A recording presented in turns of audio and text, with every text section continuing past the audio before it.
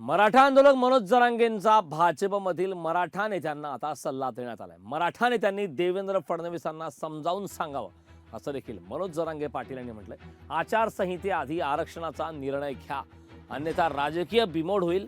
आरक्षण देत नसतील तर तुम्हीही पक्षातून बाहेर पडा असं देखील मनोज जरांगे पाटील यांनी आता मराठा नेत्यांना एक सल्ला दिलेला आहे।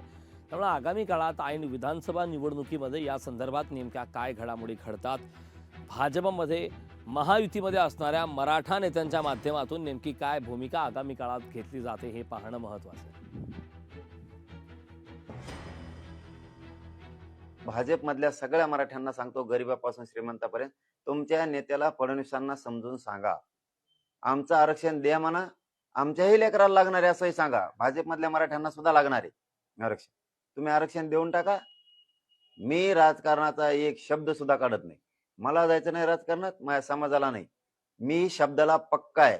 मला काही देणं घेणं त्या महाविकास आघाडीचं महायुतीचं युतीचं त्या, मला सगळ्या मराठा समाजाचं काम करायचं। त्यांना तुमच्या नेत्याला फडणवीसांना सांगा, आरक्षण अंमलबजावणी करून टाका। लोकशाही मराठी ऐका, पहा, जागरूक रहा।